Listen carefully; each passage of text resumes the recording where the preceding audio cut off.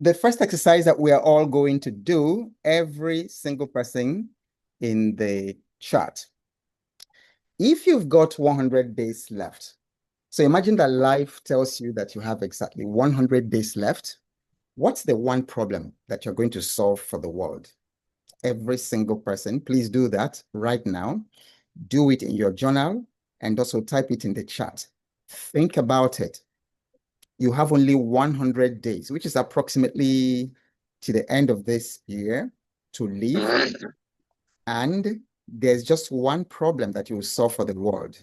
What is that problem going to be? Everybody can type in the comment section.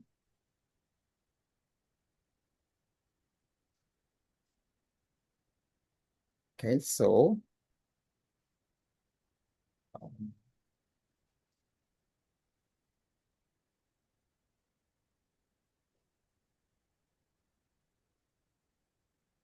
okay, keep your comments. You have only one problem to solve for the world. What is that going to be? Everyone, this is perhaps the most important exercise you can do. All right, co-host, please. Recording in progress. Please, could you make sure that everybody is muted? Okay, so let's take a few answers from here. Okay, so YM says end poverty. Manuel says solve the problem of poverty. All right, I'm not surprised. When the people in the Financial Fitness Challenge want to solve the problem of poverty. Keep coming, keep it coming. Okay, there's a lot of end poverty here. There's a lot of ending poverty. Keep it coming. And I would like you to be very, very specific. Be very, very specific. Because even solving poverty is a little bit general, but that's fine. You know, solving poverty is like, it's really huge. Remember, you have just 100 days.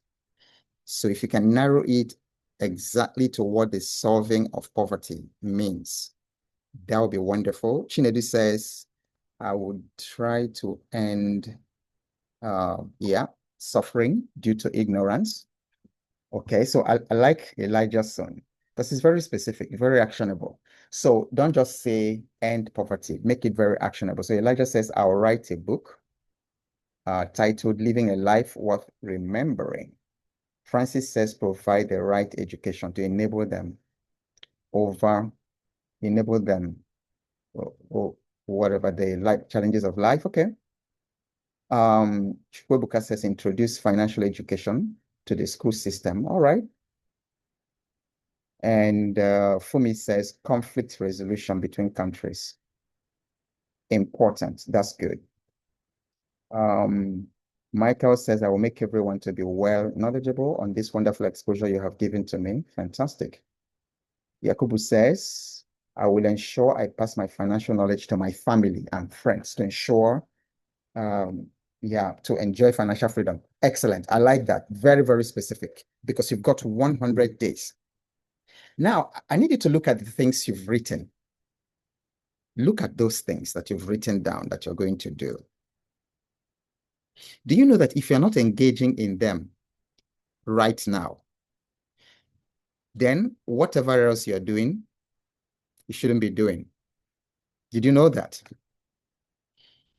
Because you do not know when the last 100 days, you don't know when your last 100 days, will happen.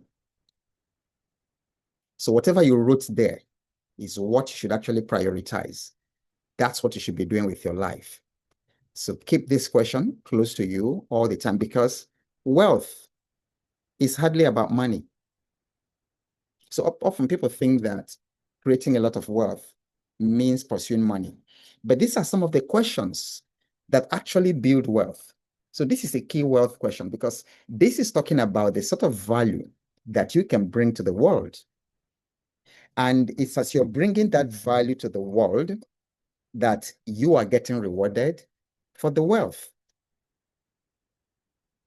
I'm here in this local place, and I am using Elon Musk's Starlink. So he has solved a problem of connectivity for hundreds of millions of people around the world. And I'm happily paying him. So he's wealthy because he's solving a practical solution in the world. That's why I'm telling you that this question you're looking at here is not a play question. It's really a question you should sit down with. Because all the money we make in this world is hidden in the problem that you will solve for the world.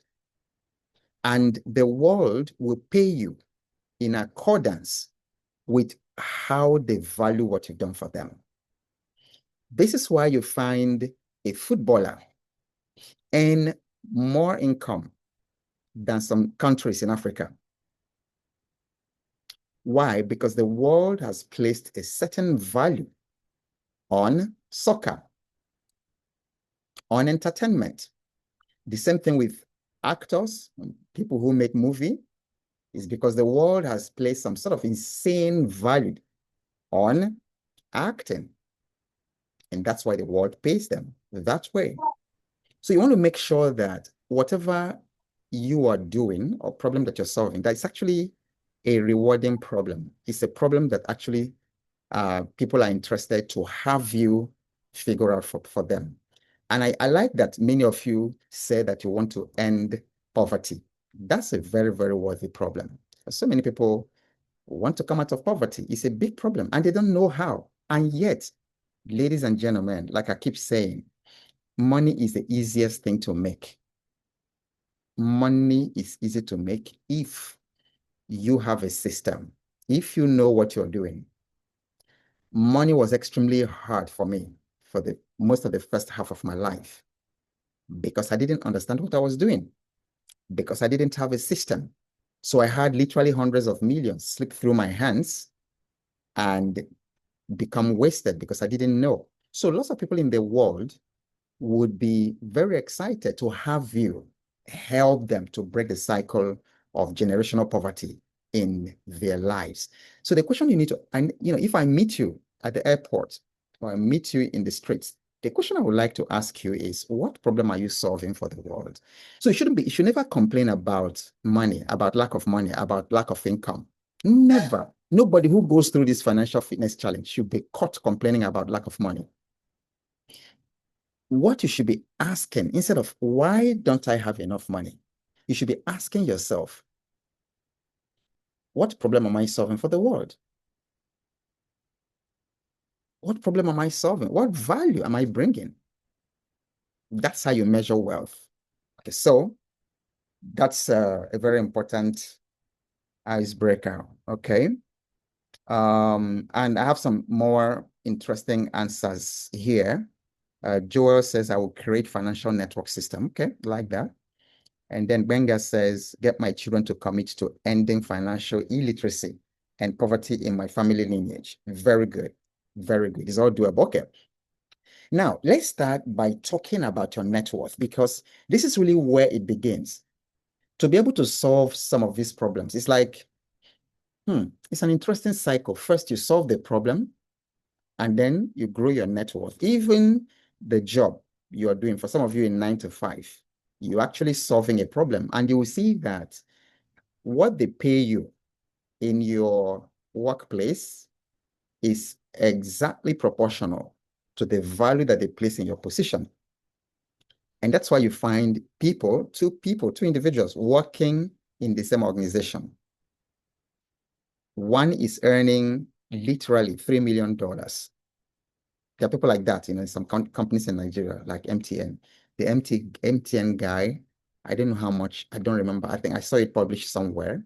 The Zenith Bank MD, I saw it published somewhere. The MTN guy, maybe something like 200 and something million or 300 million, some crazy number like that a month. But you see, I beg your pardon, a year, I think it's 300 and something million. Somebody who knows, you can check it very quickly. And then, and of course, if you go to the United States, you find CEOs who earn $10 million, $20 million. But in the same company that one person is earning $10 million a year, you find other people earning $60,000 a year. Why? Yeah, it's not that you're not a good person, but the marketplace has a way of valuing your contribution. And so instead of complaining about poor salary or low income, don't complain about those. Ask yourself how you can upgrade your contribution. How do you upgrade your contribution?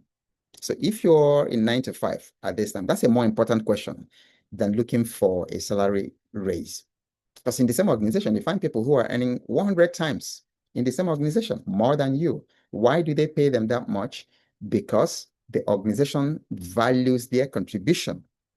And then if you look very carefully, most times the people who earn the most are not necessarily the technical people.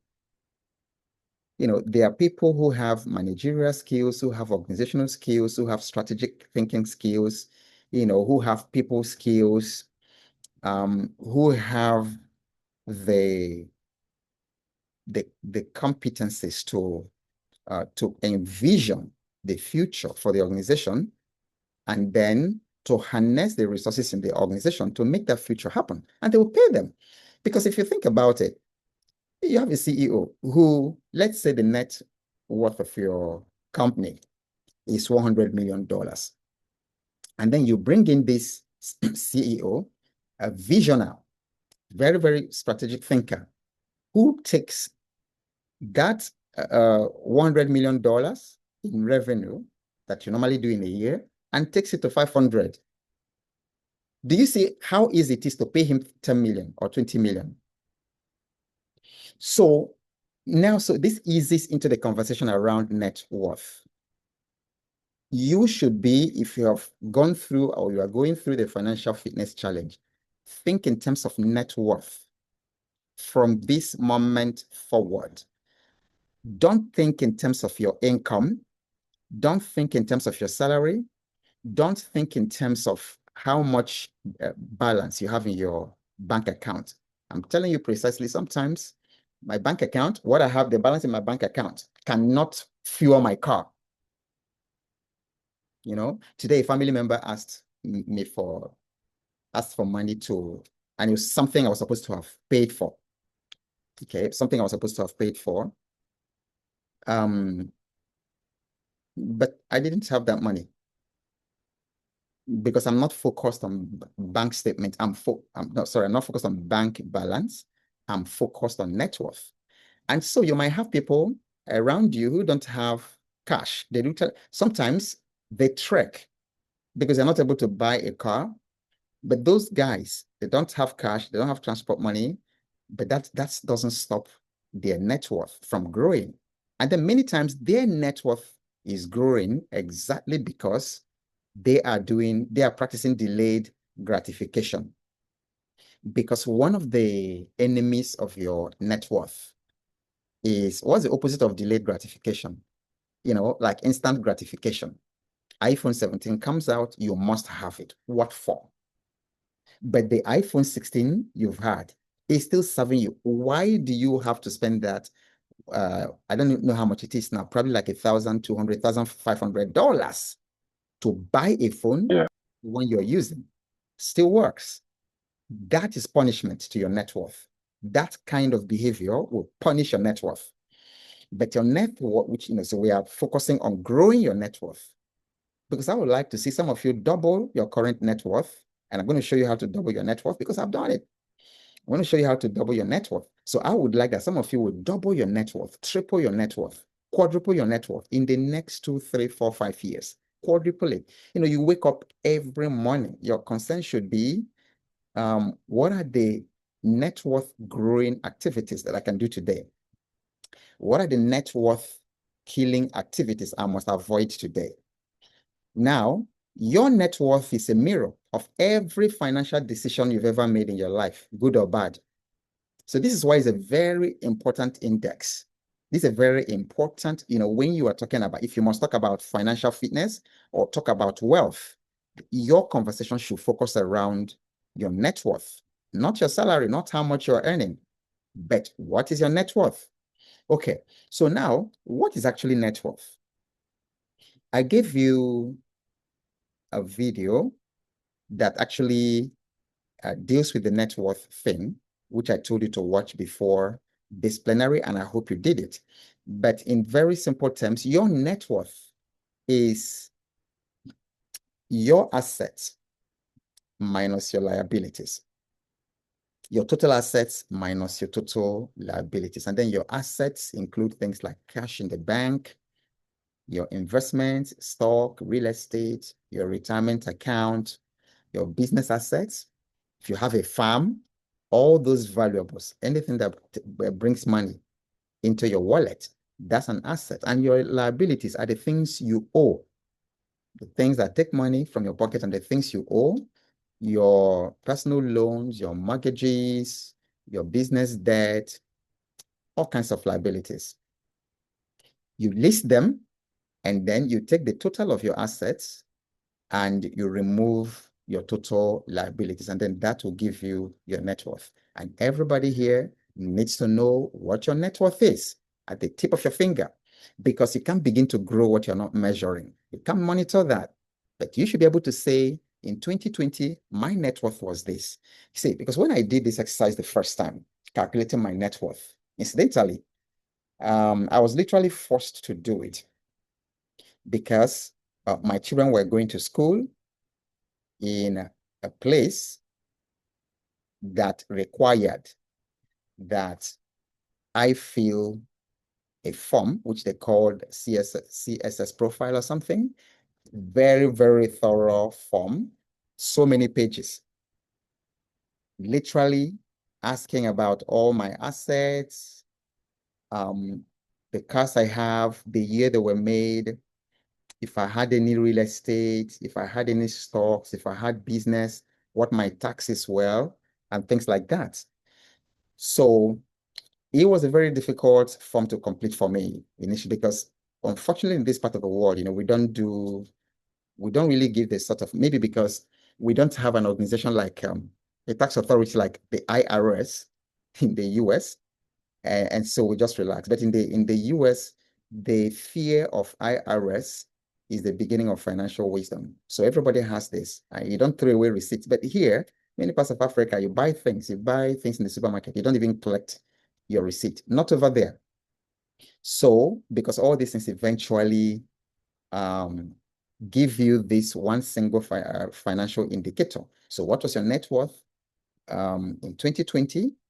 What's your net worth today? If you don't know, you won't be able to tell whether you're actually growing, becoming richer, or becoming poorer.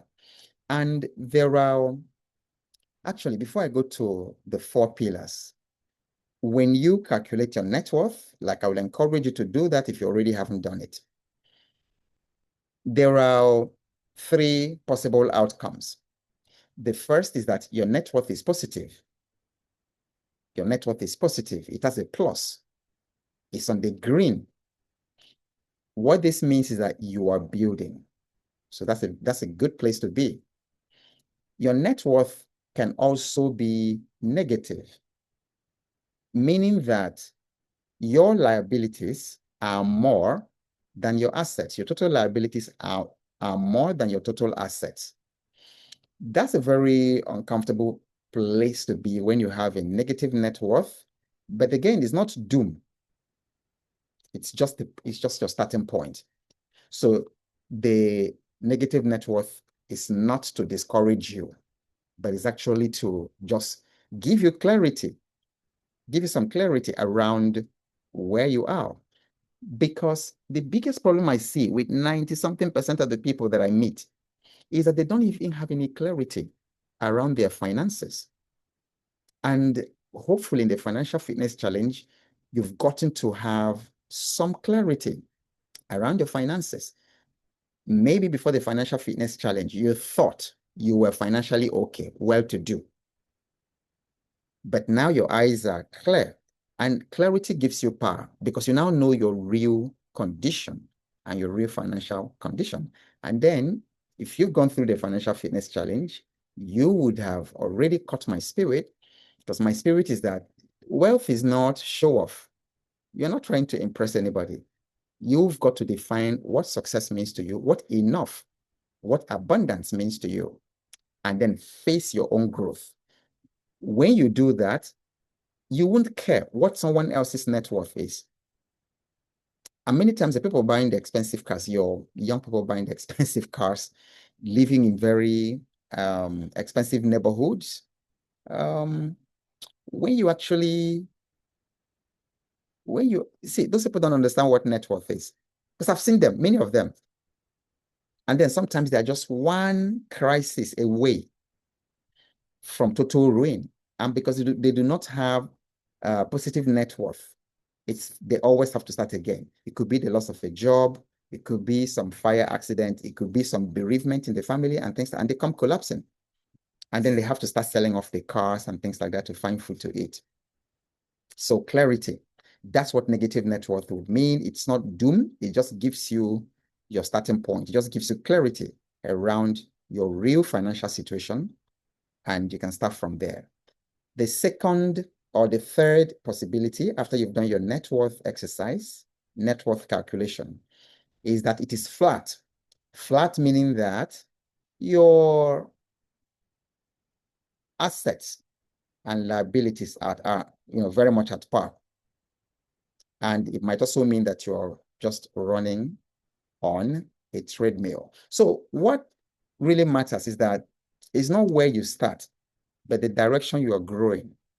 Even if you're negative net worth, you really want to make sure that your direction is forward, because it doesn't make sense that you are in the pit and then you continue to dig yourself in, because that's what people do, because they don't know their net worth, their negative net worth. But by the time you see how you are 40 something, you are 43, and at 43, and at 45, and at 47, what you owe is bigger than what you have. And you're still digging deeper, collecting loans, here and there to fund wedding, fund funeral, to have expensive vacations. Then you're digging yourself. You're not going forward. You're actually going backward. Now, so there are 4 pillars of net worth, right? 4 pillars of net worth. As you expect, the first pillar is earning, is income, some earning, because you need to increase the inflow, because that is what's going to go. When it comes in, it goes first of all to your asset column. Now, but bringing it in is not enough. The second pillar is to keep it.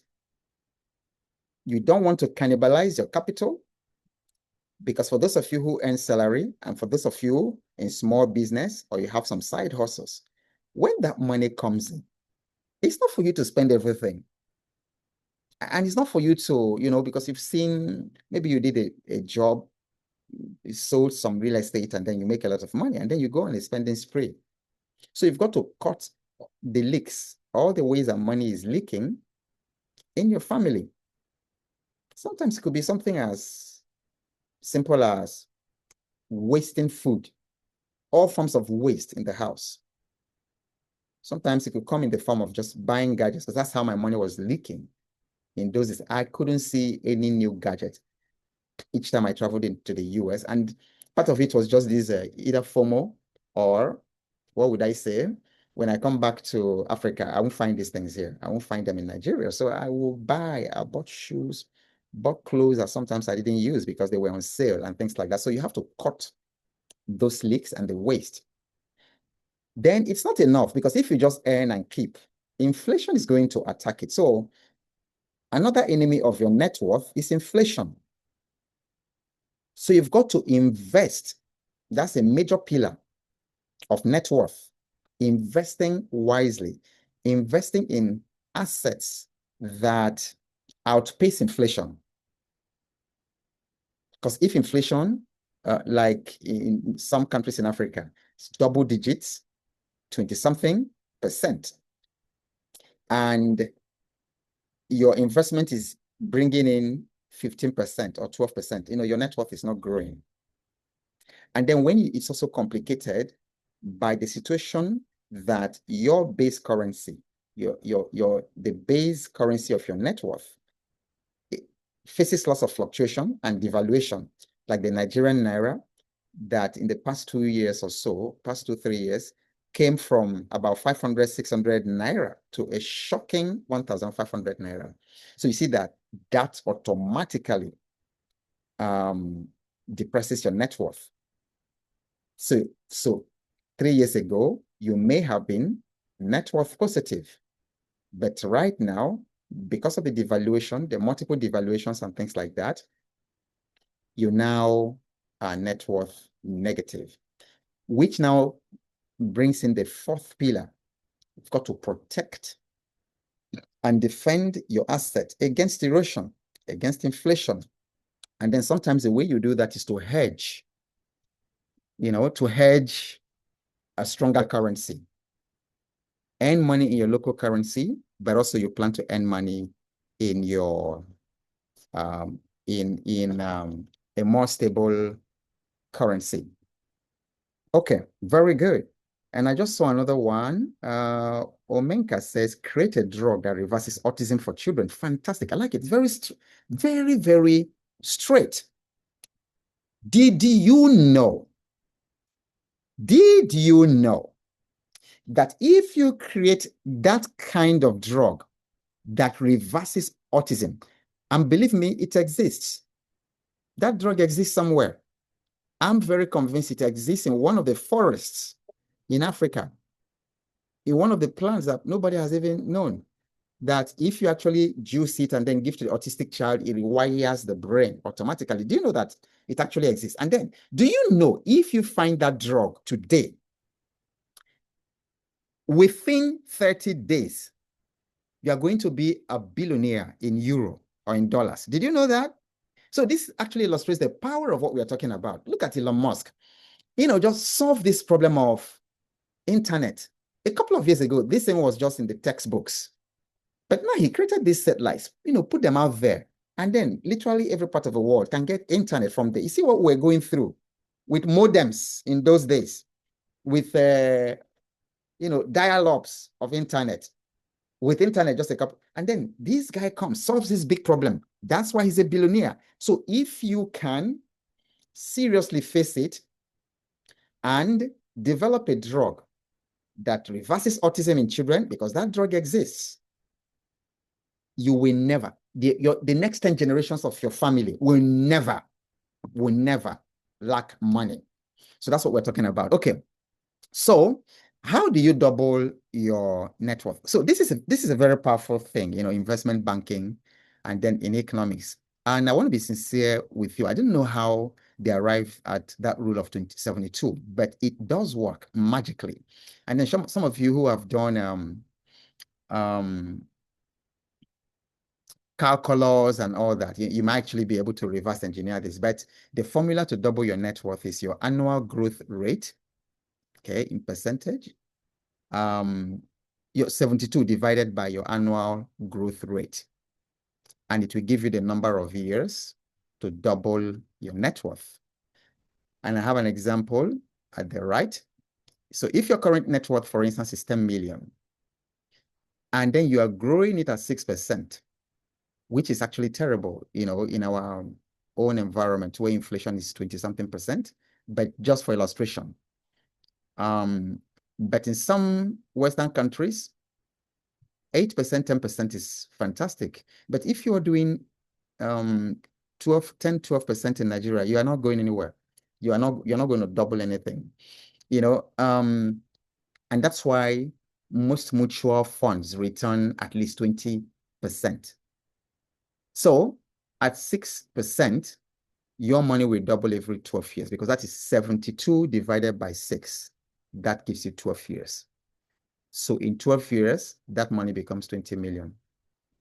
And if you are doing 12%, that money doubles every 6 years, because that's 72 divided by 12. And if you are doing 24%, you can double your money in 3 years. And it's very, very possible around here, where we have some stocks, some growth stocks doing 1,000%.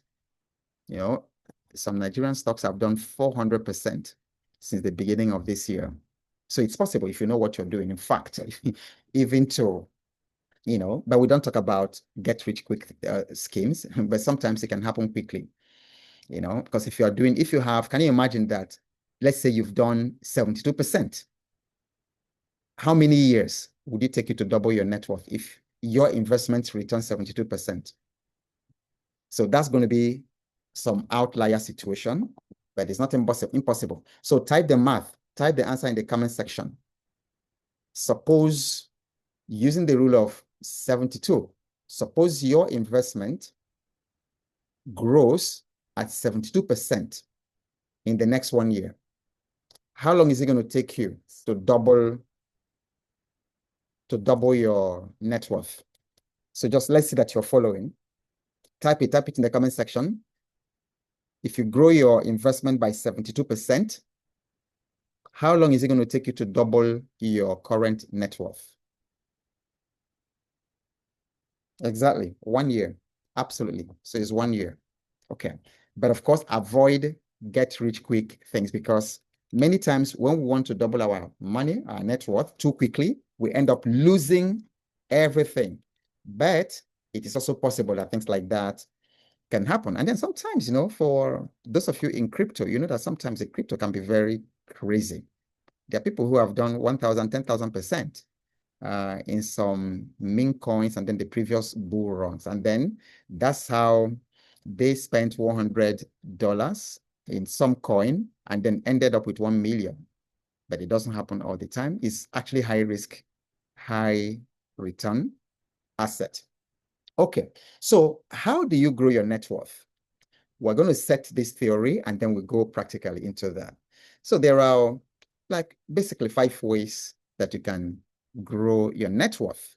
And you need to pay attention, because the goal of the financial freedom is for you to actually, financial fitness challenge is for you to grow your net worth. You grow your net worth to a position where you can retire, where you can go face your purpose without ever having to work again. And if you're working, it's because you love to work. Someone like me, I'll still be teaching. I'll still be doing what I'm doing. Even when I'm 85, 90, I'll still be doing it because I love to do it. But I don't want to be doing it at 80, at 70, because I have to eat and survive. I want to be doing it because that's what I'm called to do, and because I love to do it. That is what growing your net worth will do for you. So the first way, which is very obvious, is to increase your asset growth rate. I just showed you, that the higher your asset growth rate, the more that your investments grow, your net worth grows. And so you have a mix of high risk, high return, low risk, lower return, balancing of your portfolio to be able to grow beyond devaluation and beyond the inflation. Then, of course, the second strategy is to reduce your liabilities. You can actually reduce your liabilities. Some of us eat too much. And to be honest, the human body doesn't need as much food as we plant into it. So I have a Kenyan colleague. She visited Lagos, and they treated her to some, amazing Nigerian soup. There was ogbono, there was egusi, there were all kinds of vegetable soup and things like that. And then she was telling me, we were in Zanzibar together. And where we went to eat, in a restaurant in Zanzibar. And then she was now telling me this story about that. Her culture shock was that people still ate, they had the ogbono soup, they had the egusi soup, which was already food, according to her. And she was shocked that people still had to add swallow, what Nigerians call swallow, pounded yam, and all that. So she couldn't believe it, because it's like the ogbono soup is already enough food. So we can reduce the liabilities. Reduce the liabilities. You mustn't buy that that 4-wheel drive, that Nigerians call Jeep. You mustn't buy that SUV right now. You mustn't buy that SUV right now, because It's one thing to buy it, it's a different thing to maintain it. And for a lot of people, their biggest liabilities is maintaining the car. Buying a car is easy. Buying an SUV is very, very easy and it feels great. But it's a different thing altogether to maintain it. And then you find a lot of people, a significant part of their monthly income goes into repairing the cars. And then sometimes it's not just one car because husband has car, wife has car, the children have one car that day. And then the amount of money you spend on mechanics, if you know what I'm talking about, just say I'm a witness. And if it has happened to you, it's happening to you, just say I'm a witness. Type it in the comment section. The third strategy is to grow, to add streams of income, additional streams of income. And please go to YouTube and find the episodes I have done on, there's one recent one on 12 ways to earn income online or something like that. Because to be honest with you, if you have laptop, you have electricity, you have Wi-Fi, and you have ChatGPT, goodness gracious, you have at least 50 different online side hustles that you can actually do right now to start earning money. And that $5 a day, $10 a day, it means a lot. So add new streams of income. Protect, recycle your money, recycle. For instance, in dividend reinvesting, when a company pays you dividend, the dividend might be small, but that dividend is like a spirit. Go put it back in that same company.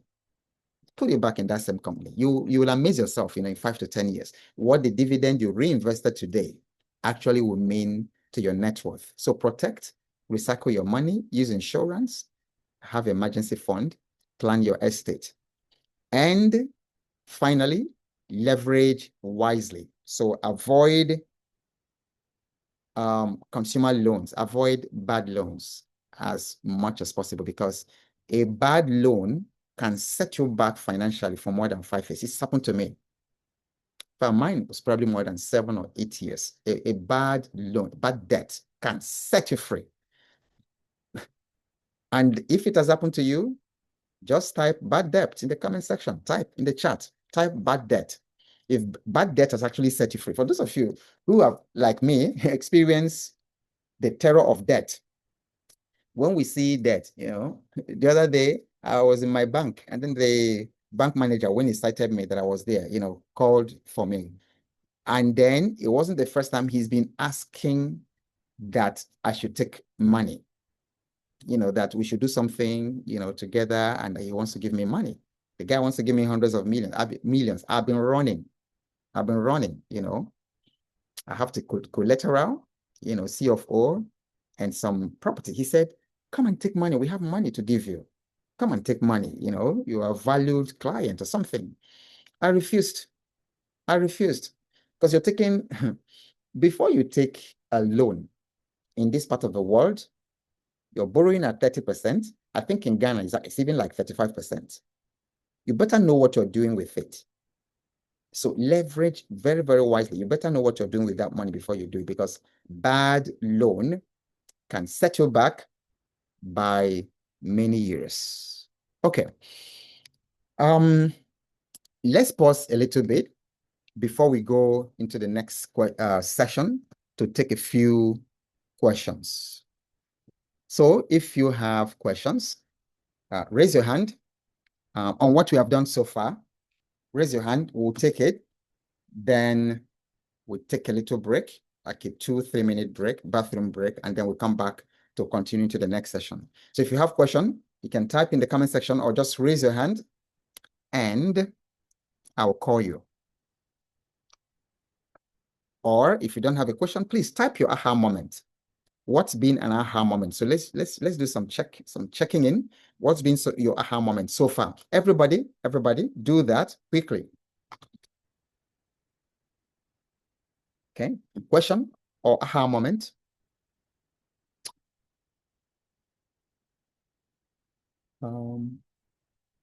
Okay. Yeah. Joel says, I'm a witness. My former Jeep almost ruined my finances. Yeah.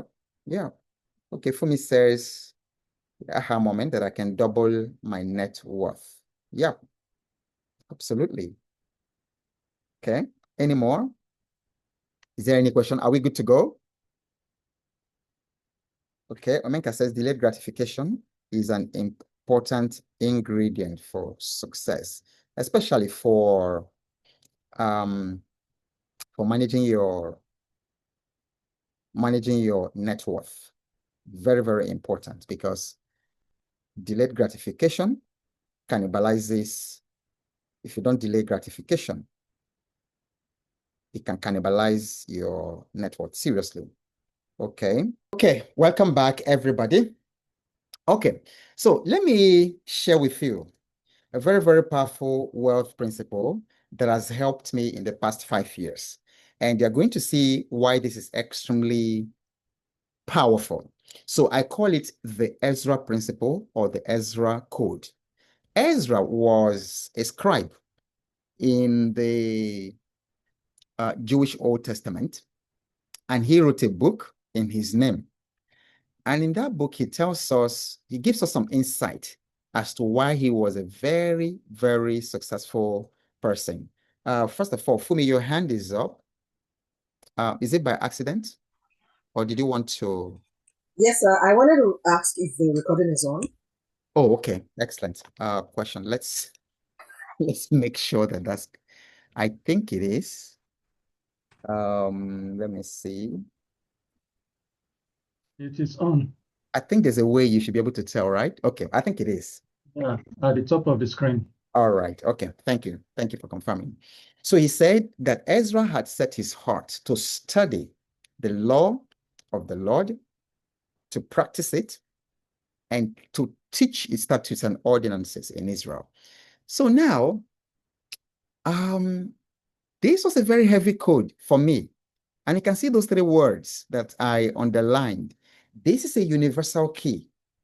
This is a universal key, whether you're talking about leadership, or you're talking about wealth, talking about personal growth. This is a universal key. So the Ezra code, or the Ezra principle, is study, practice, and teach. Whatever it is that you want to excel in, don't start teaching. That's what a lot of people do. They start teaching what they don't understand. First of all, study it. Understand it. This is also the reason some people invest in stock market and they make tens of millions. Another person does the same thing, even buying the same stocks in the same market, in the same US stock market, or Nigerian stock market, or Abu Dhabi stock market. And the person fails. Why? Because they didn't start with studying, with enlarging their consciousness about this domain that they are stepping into. So the first thing is to study. And when you are studying something, it's not casual. You're spending hours, you're grinding, you're reading, you're making notes, you're watching, you're listening to coaches, to mentors, you're reading biographies of people who have excelled in that domain. That is a study. Then study is not enough, because you've often heard people talk about head knowledge. You've got to practice. Why is practice important? So that what you've learned will kind of become flesh. Because wealth is not what you have.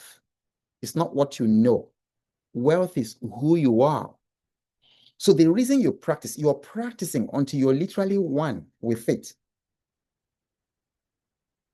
So when someone calls you coach, let it be because you've so practiced that whether you're sleeping or eating, every interaction, coaching comes out. Because you've so practiced, like every interaction, whether you're meeting a total stranger on the road, or you're meeting a mad person, or you're meeting an angry person at the airport or something, or you're meeting a customer service person, that coaching instinct takes over because you've so practiced. So practice is so important, because practice is what encodes that discipline into your nervous system. And I tell you, your nervous system is everything. Your nervous system is the energy that produces wealth. Your nervous system is the energy that makes things possible in your life. Because if you don't have it, you don't have it. So you've trained the nerves and actually built the nerves, built the neurology for coaching, for teaching, for counseling, for writing, for medicine, for whatever it is. You practice. Have you ever wondered why it's called medical practice or engineering practice or teaching practice? Because it's not enough to just study it. You've got to practice it, become it. And when you have practiced, done very well, known it so well, the next thing in the Ezra code is to teach. This is where a lot of people are dropping the ball. This is where so many people who have been alive, had so much experience, and they are now in their 50s and 60s. They are dropping their wealth because they do not close that loop. They have studied, they have practiced their discipline, their career, their parenting, their everything. They've practiced it for 35 years, 40 years. Now they are 65. And they drop the ball there. But the money is in the teaching. The money is in the teaching. You must, because see, God allowed you to go through that so that something can be handed over to the next generation. And you're being rewarded. Teaching. The money is in the teaching. So let me give you a few examples. So there's more money in teaching than you can handle in your lifetime. I really wish somebody could write that down, because for me, this is just, this is just enough. There's more money in teaching. Type it, let this thing go through your finger, go through your nerves. There's more money in teaching than you can handle in your lifetime. There's nothing people are not making money teaching today. People are making money teaching young mothers how to change diapers. There are all kinds of ridiculous things I've seen people teaching online. People are teaching from their backyards, teaching people how to make liquid soap. Young women making so much money. Young girls, they teach them how to make liquid soap, the things to mix, and then they pour it into the molds and how to cut it and how to package it, and they are making money. Guess what? They're not making money from the soap. They are not selling soap. They don't have manufacturing facility. They do not have a supermarket. But they are making more money teaching what they've already practiced, what works, than anything. So there's more money in teaching than you can handle in your lifetime. And you don't have to wait to get a teaching degree before you can start teaching. There's all kinds of people teaching. You don't need a degree. Look at this guy. He makes millions. And this was even very old. I don't think he still does $500,000. He's probably doing double that now. This is a barber.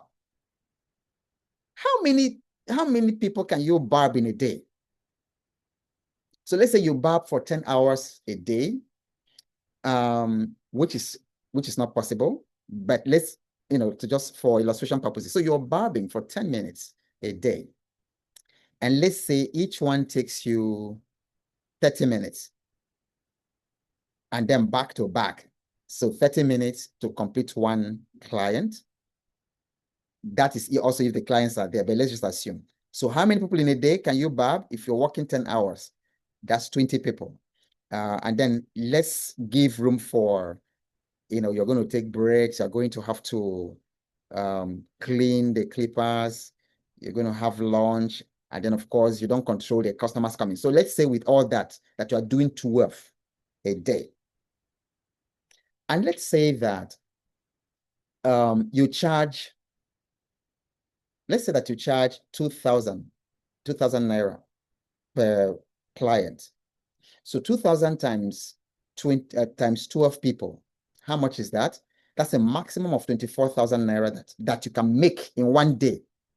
Are you following my math? So 24,000 naira in one day. Let's say that you do that for 30 days. 24 times 30, how much is that? That's about 720,000 naira in a month. Barbers don't make that. Let's just assume you're making 720,000 naira in a month. But this guy comes up with this brilliant, he said, hey, listen, Ezra code. I've learned it, I've studied it, I've done it for 7 years, 10 years. So I've practiced it. Wait a minute. Let me teach it. And he says, one person, 500,000 naira. So do you see how one person, by the time he enrolls 2 people, he has already made in one class, in one master class, what he makes in the month. Let's even make that more exciting. This guy's class fills 100 people, 120 people or something. Let's just say 100. That 100 students in the class times 500, because I've seen some of these people's backend, they make a lot of money teaching. How much is 100 times 500,000? So that is 50 million. In 2 days, 50 million. If he were to just continue to barb at 700,000, which is in 1 month, in 1 year, that would be 8.4 million. Let's just say 10 million. He has made in 2 days what he would earn in 5 years because of Ezra code. Is somebody getting it? Or am I just the one? Is somebody getting it? Just do a thumbs up if you're actually getting what I'm talking about. This is powerful. Now, this Baba guy is not alone in this understanding. So these people hit this code without even knowing that that's what they are doing, without knowing that that is how they are making insane money, completing the Ezra code. Because many of you just stopped at practice. So at practice, you are making 10 million naira in the year. But at teaching, you potentially, can you imagine, let's say he does it every quarter. He does it once every quarter. Each quarter, 50 million. How much is that for the year? That's 200 million in 1 year versus 10 million he could possibly have made because he went beyond practicing to teaching. Vicky James does the same thing. I don't even know if she still has time to run this class because the girl is so rich. I hear she makes clothes for 5 million, 7 million, 10 million. And so he now comes out to teach this luxury fashion class, 1 million. And as usual, I remember one of the ads, very poor people in Facebook. 1 million, 1 million. As they were saying 1 million, another person, somebody who was part of what she was doing, said that the class had filled up and she was not taking more people. If she had remained at just doing her fashion, her sewing, she would make that kind of this thing. Can you imagine if 100 students sign up? And because she has a very strong brand and people are seeing visibly her success because she has studied, she has practiced, now she's teaching. If you plug 100 people there, how much is that? That's 100 million per class. And then I've been seeing her in recent times flying all over the whole place with her family. Today she's in South Africa. The next I'm seeing Vicky James is somewhere in Germany. Why wouldn't she be going all over the place? What's enabling it? The Ezra principle, the Ezra code. Study, practice, teach. Here's another woman, many of you know, Hilda Bassi, from online cooking, from one class. That was in 2023, yes. From one class, she said she recorded 187 million teaching cooking. And she even said registration had closed. She had more than enough. And she's, so she cooks. I think recently she did something. She cooked jollof. I don't follow up with these things, but I think I just saw some headlines somewhere. She organized some massive cooking something. But you see, how many, if she sells a plate of her food for 5,000, how many plates, how much cooking will she do to make 187 million? And that year they interviewed her, the next year that they interviewed, I think it was 2024 or so, or the same 20, she was on her way to making 2 billion from teaching, not from cooking. She has studied cooking, she's practiced it, now she's teaching it. I just wish I could let you people know, just how much money is into this thing. Now, this is the 9 delivery or monetization models to show you how powerful this Ezra principle works. So many of us start doing one-to-one. For instance, there's sort of coaching people one-to-one. And so somebody pays, my one-to-one right now is $500 for 90 minutes per session. And it had to go up because I found that the time it takes me to prepare for one person, sometimes it's actually 2 or 3 times what it takes me to prepare for a class of 1,000 people. And so I started with one-on-one, but I'm not doing a lot of one-on-one. Even companies come, they reach out to me. There's a company in Victoria Island that's reaching out to do sales training. I have to give them, I give them, some important, some good value, to pay for my time. And I don't miss it. If they don't come back to me, I do not miss it. Why? Because of the second delivery, one-to-many. So you deliver once, many people benefit. That's what you're doing here. It's one-to-many. Okay, group coaching, live workshops, classrooms. Then let me talk about number 4, one-to-many. You are going to have this video. You can always look at it, and then I can cut it if you want it. If somebody reminds me in the group, I can do a PDF of this to show you many ways you can monetize the Ezra principle. One-to-masses, for instance, you have books, you have online courses. It's just there. I wake up and then somebody from some part of the world, has bought my digital product. So it's one-to-masses. There's also many-to-many. This is what the Uber platform, for instance, is doing. You have so many drivers and so many customers, the people hailing taxis. So that's many-to-many model. There's also many-to-one, where people have crowdfunding, okay, or investment funds. Then there is one-with-one, which is different from one-to-one.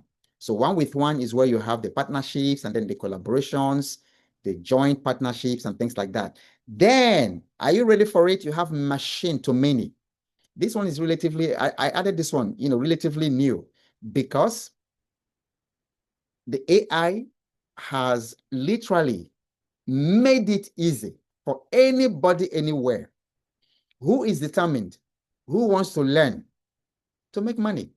So you have machine-to-many. So it's automated, it's AI driven. Your system it continues to work while you sleep. Okay, so this is what e-commerce does for you. This is what trading boards on Forex, crypto, and all that. That's what they do. Then you have assets-to-many. I love this one. Okay, this is where you have assets that earn money for you. You have an intellectual property licensing. And so you have assets that earn money for you. You have royalties, you have rental properties, you have residential buildings, commercial properties in different cities and all that, and they're making money for you. What you're seeing here is the master. It's a master blueprint. And then I'm almost very certain that you've not seen this before. So take this with Ezra principle and monetize to increase your net worth. Now, let's talk about systems. Because if you have been in the Financial Fitness Challenge long enough, you've heard me talk about systems. And then one of the videos, one of the sessions, the modules on the learning platform is focused on everyday money. And what you're seeing right there on screen is exactly what happens where there is no system. What you're seeing on the screen is exactly why so many people in their 40s and 50s are afraid of their future, because they've not gotten their money stories together. So that is why it's important to have a system. Okay, now, you've heard me say that the difference between the poor and the rich, as I've been growing in my personal finance journey, I observed the rich and the poor a lot. Differences in mindset, like night and day. Differences in the way these people communicate. Because I've had opportunity to work for a billionaire. Work closely, I consulted for him, and his management team. These people think extremely differently. They do not see impossibilities. They do not accept excuses. They do not complain, which amazed me. And they are patient. The other thing that surprised me that was an aha moment in my work and my study of rich people is that I discovered that these people think in terms of systems. They repeat systems. They don't want something that they have to do manually twice. If you have to do it twice, 3 times, then they just turn it into a system. So they repeat systems to the point that their businesses are systems. Look at Elon Musk out there. I keep talking about him because I use Starlink. He's Starlink. He doesn't know who in the world I am, where I am, but he has a system that's making him money. Part of the system is subscription income. Because if the guy wasn't wise, he would have just said, anyway, is a set light, is there. There's no more, you've created it once and then, so just let people pay once and then they will have internet access forever. For where? No, he created a system. And that system, he said, first of all, let's put these satellites up there. I think they call them, is it like low Earth orbiting satellites? Let's put them all up there. I don't know how many. He was planning to say like 30-something thousand. I don't know how many they are today. And then let's create, because every money system, every business system has 3 subsystems: systems to create value, systems to deliver value, and systems to capture value. So for him, he said, how we're going to capture value, let's create a system of subscription income. So we ship the hardware to these people, and then they install our Starlink software where we manage, do you know, from wherever they are managing. I have a Starlink account that you can switch on and off, rotate, do all kinds of things. That's a system. That's what the guy did. So now he repeats the system. He created the system once, and the system is making him billions on a daily basis. I saw that that's the way the rich people think. They repeat systems. The poor people repeat tasks. They wake up every day. Monday, they have to wake up at 4 a.m., prepare breakfast for husband, prepare lunch pack for children, do this, do that, take a bath. 6:15 a.m., must leave the house, do school run, drop them, go to the office, work their asses off, go pick the children, come back to the house, repeat the same thing every single day. Repeat the same thing. And then they wonder why they don't have money. They wonder why they struggle. So think in terms of repeating systems, not tasks. Because at this stage in your life, you are experiencing economic diminishing returns. The more you hustle, the less money you make. And if you actually sit down and look at your finances, that's the way it is. Without a system, the more you hustle, the less money you make. All right. So, to create a system that makes money for you, you have to think about the 3 subsystems. The first system is the one that makes the money. And that system, the criteria or the rule, like for my own system, is unlimited income. I don't want anybody to determine how much I earn every month. It's called salary. Nothing wrong with salary. But I want a money system that doesn't have limited income, that doesn't have income that is capped. I want a system that brings in money every day in local and then foreign currency, no matter how small. Okay, so I want a system that has consistent cash flow, and then I want a system that has multiple streams. For the second part of a system is managing it. How do I design abundance instead of manage scarcity? How do I weaponize my spending? How do I weaponize my spending such that I'm spending, but I'm earning money spending?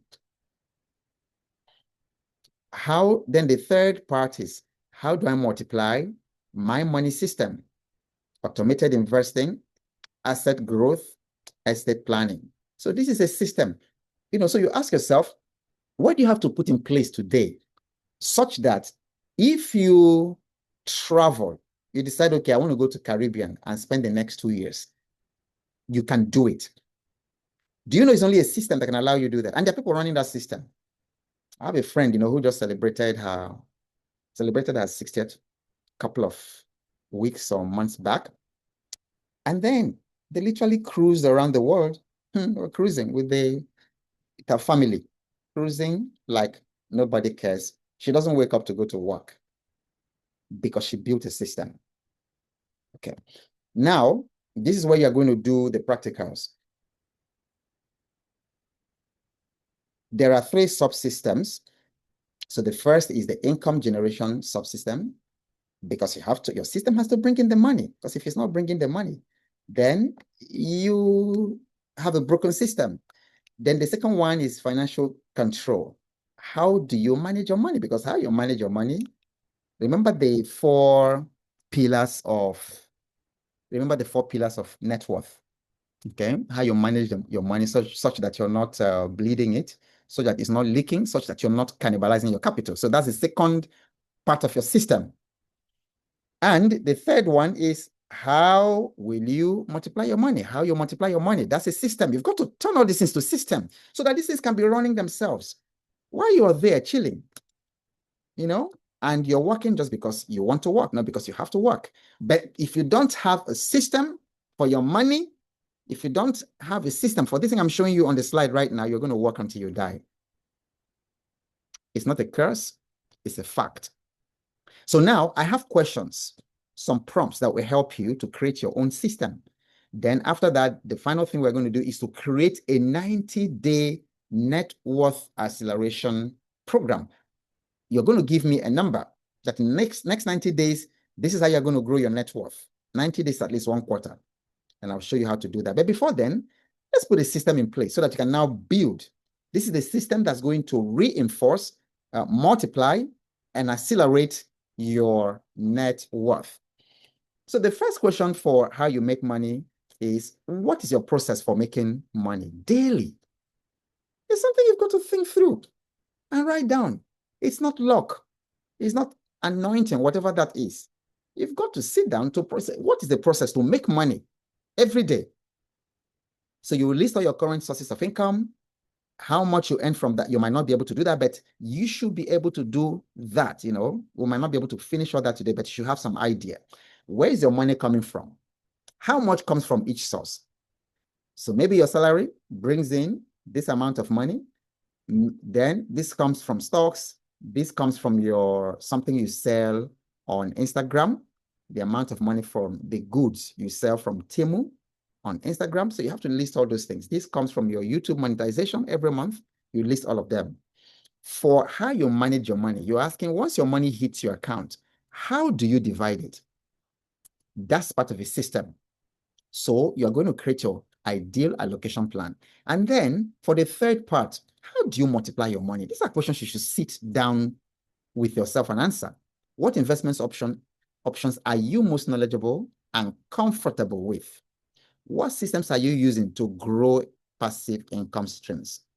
So what I'm going to do now, I'm going to show you my own example, and then I would now let you do yours. Okay, so here's my example. Right? So not detailed, but this will give you some excellent idea about how to create your money system, your wealth system. So I've made it A, B, C, because sometimes when you hear your wealth system, it sounds something really, really complicated. So this is it at its base. So in my own case, my income generation system, of course, coaching and consulting for big businesses, that's one of my income sources. Monetizing my skill online. I do food production. I produce fufu, organic fufu. Okay. I also produce palm oil, local palm oil, and I trade that. Money comes in from there. Okay. I also sell honey, wild honey from the forest. I go to meet the hunters. So you list all those things there.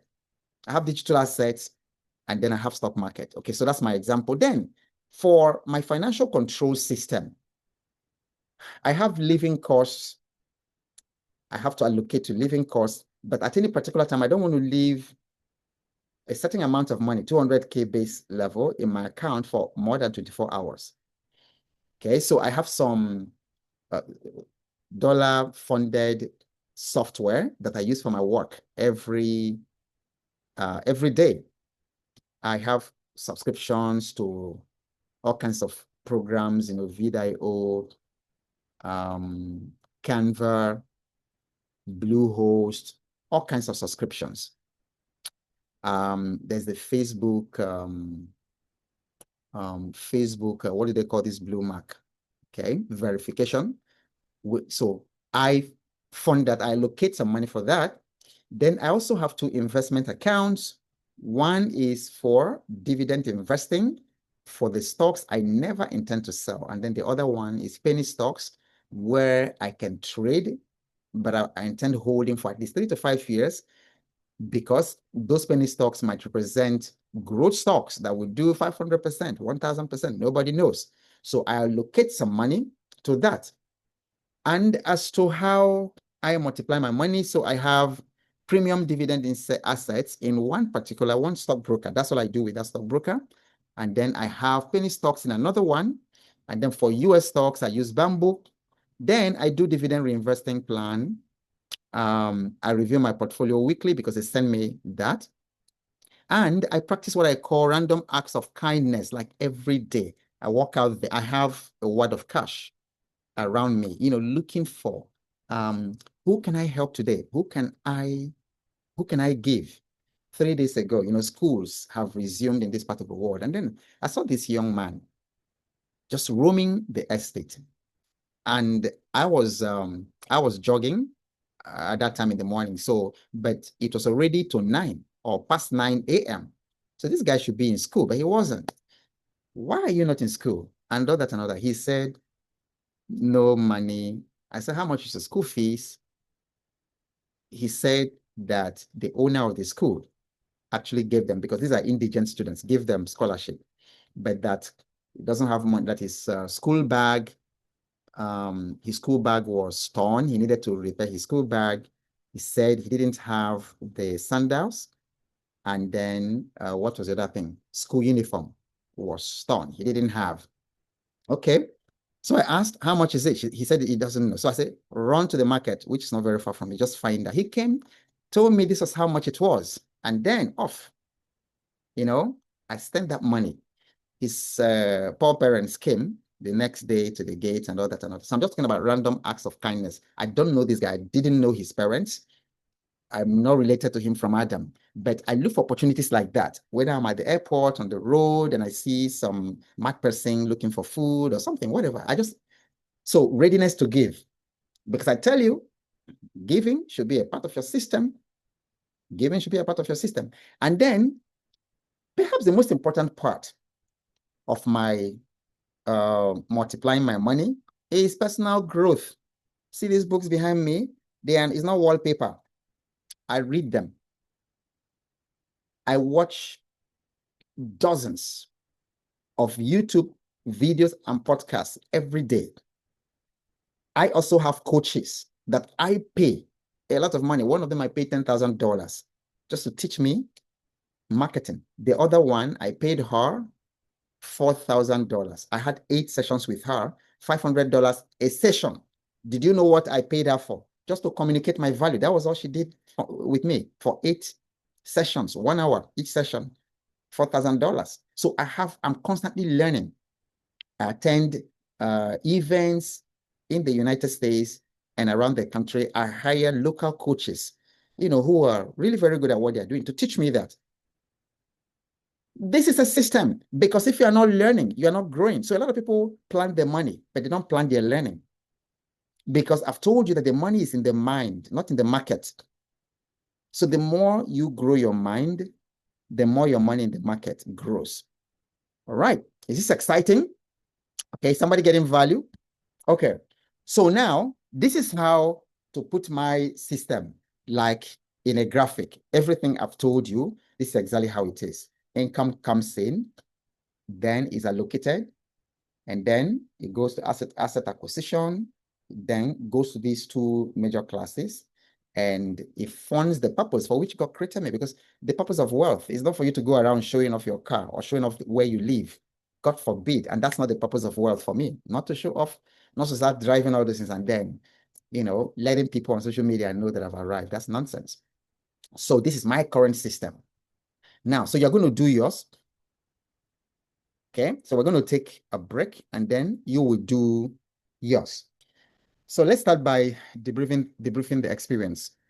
Who found this exercise very helpful? Okay, just raise your hand. Raise your hand to speak, and I'll recognize you. And then if you're raising it physically, I'm not going to see you. So use the tool to raise your hand. Okay, so let's start with Gustav. Yeah, thank you, coach. Can you hear me? Yes. Awesome. I think it was a very, very helpful and practical exercise because some of these things we think about them in silos and in different pieces. But when you put them all together in the structured format you ask us to, then you see exactly how it becomes a system.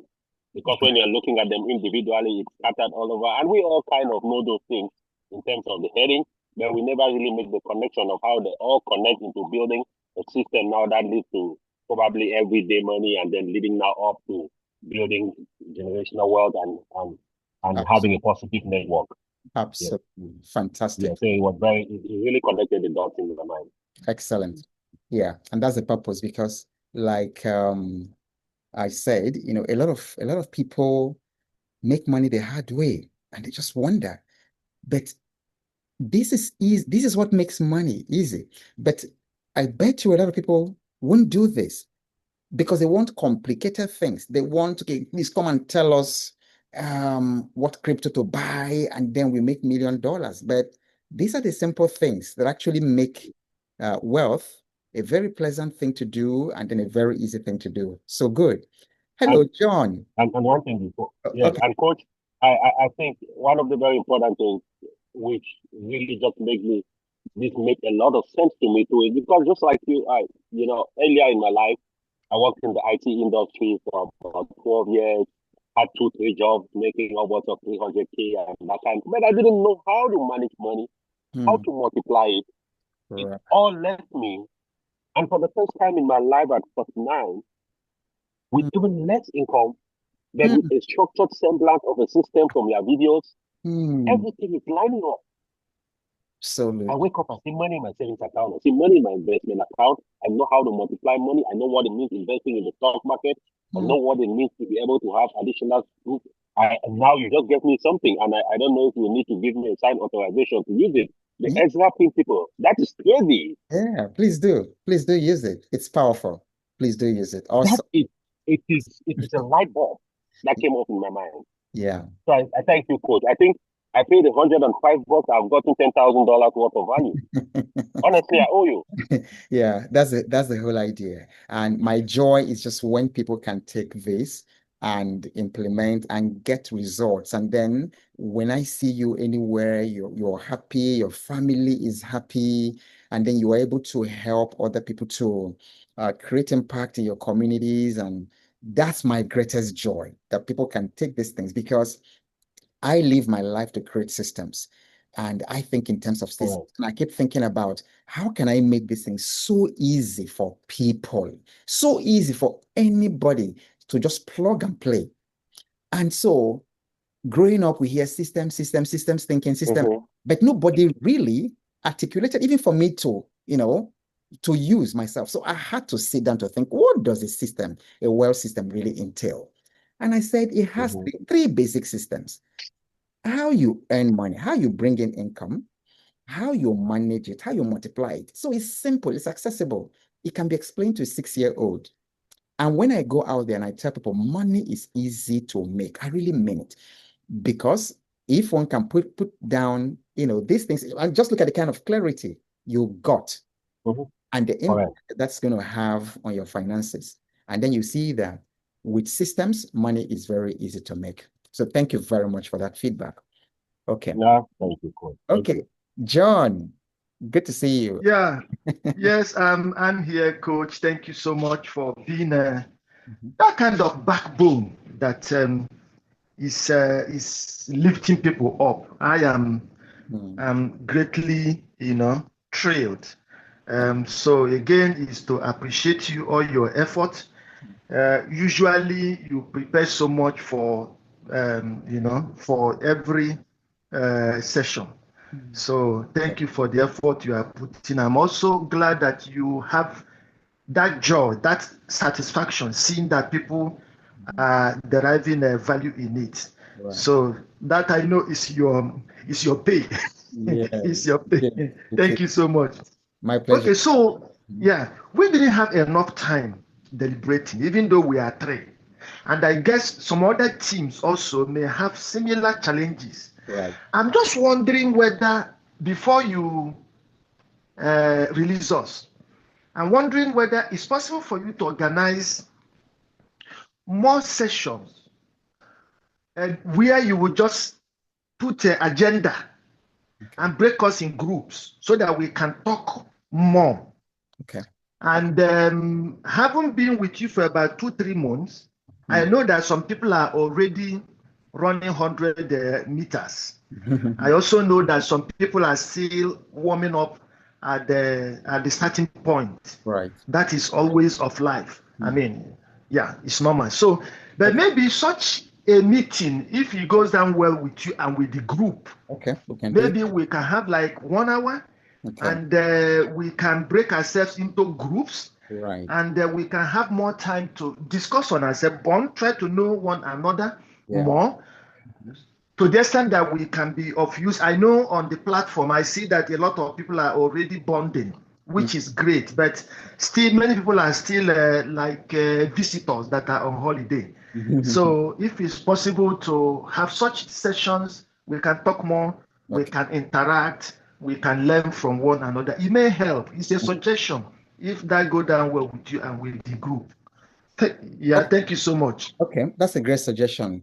And incidentally, you also mentioned the group because that's actually what the group was meant for. And that's also why you have, group chairperson and then a deputy to be able to organize because you guys are in it for life. You are there to support one another because one of the tenets of the Financial Fitness Challenge is that wealth is a team sport.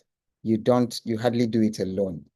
And you are all blessed that you have people from diverse backgrounds living in different countries. John, I believe you're in Canada yourself, and then I believe Gustav is in Houston in the US or something, and then there are a couple of people from the UAE. So you have an incredible network to tap from. And I would also consider this suggestion about coming in once in a while to moderate and facilitate group conversations where you have more time to talk about, to dive down, do a deep dive on certain things like systems, stock markets, acceleration, net worth acceleration plans, and things like that. So that's a good one. We'll keep that in mind. Okay. All right. So now let's look at the final part of our meeting tonight, where we can now craft a 90-day plan for accelerating your net worth. So let me say something about challenge, about the power of challenge and why I decided to run this thing like a challenge. Because at a certain age in our lives, many times by the time we are 30 or 28 and above, I think they said that the boys' prefrontal cortex actually mature at 28. For girls, much, much, much, much earlier. The girls wisen up far, far, far earlier than the men, which is just an amazing thing about nature, about how God made it, because the young women are ready to start a family long before the young men.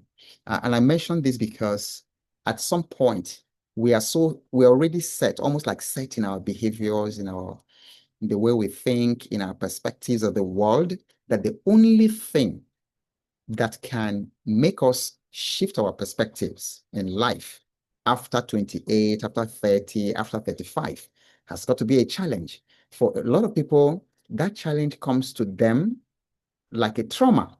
So there's some people who have had like near-death experiences and they woke up.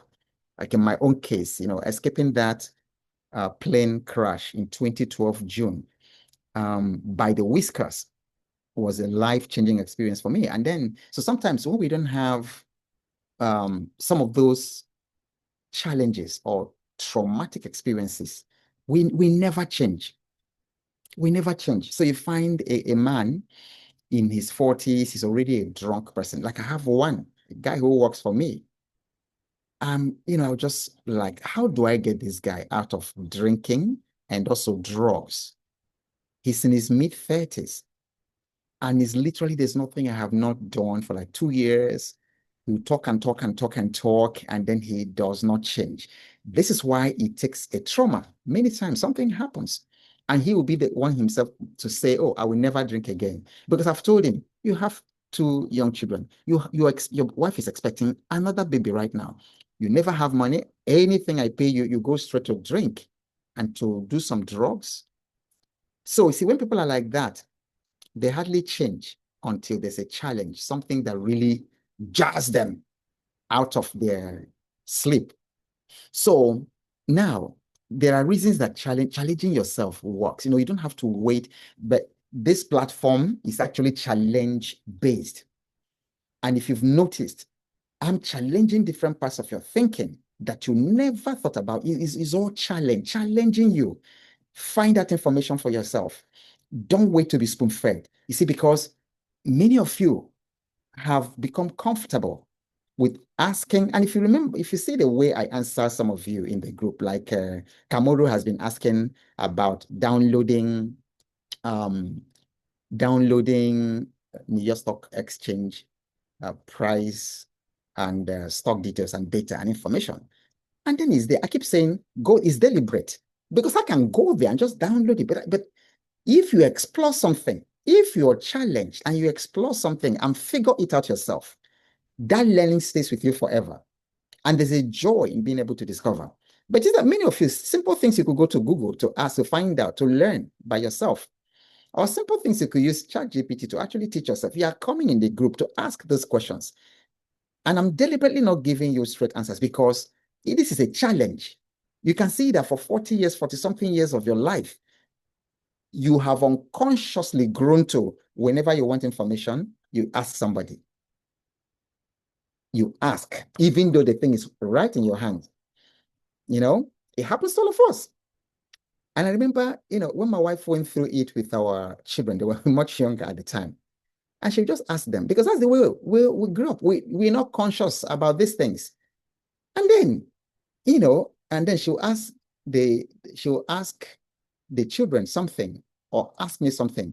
And then our little boy at the time, he'll say, "Mommy, go to Google," something like that, So he said, "Mommy, Google it." And it's something very simple that she just Googles and then the thing. But "Mommy, Google it." It went on for years until, she's a master researcher, herself right now. So until I point it out to you, many of you do not know it, that thing is there and it's holding you back. Yeah. How do I download NYSC data? Because I had to figure it out. I didn't read it anywhere. I had to say, okay, I want to download it from investing.com. I went there and tried to figure it out and did it. And I didn't write it down. I didn't say how, this is how to, because it was something I just believed that I could figure out. And if I go there, I figure it out. And that's what I did. I went there, figured it out. And I'm saying, you go there, challenge. Once you're challenged, and the muscles, some muscles, mental muscles you have, and also physical muscles, when you challenge them and they wake up, they never sleep again. And that's how money is made. Okay, so that's why we do challenge, because comfort is a stronger trap than fear in later life. People, the brain is comfortable with that comfort zone. So you need, especially as we are growing older, we see habitual thinking, like what I just pointed out to you. For some reason, it's the same thing. It's not just my wife or myself. Many of us grew up like that. Something that we should actually use our own head to research.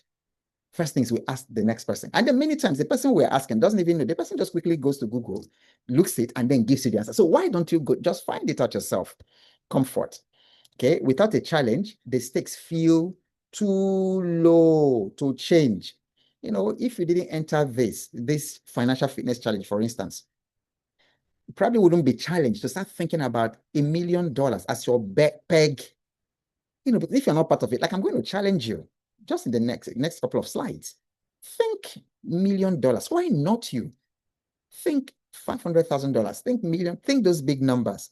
Don't worry about how, but you see, if you are not challenged, the stakes will feel too low. So life is just normal. But when you are challenged, human beings respond more strongly to emotional arousal than to just neutral, ordinary, everyday situation. And that's what the psychologists call activation energy. So the financial fitness challenge, this cohort is ending today, but that's not the end. It's just the beginning. Because all I have tried to do for these 3 weeks or so is to activate your energy. Because you can find out more by yourself than I've taught you. And then if you activate your energies within yourself, you have so much, even within yourself, to create explosive wealth for one another. Because wealth is a team sport. So that is why I structure this as a challenge.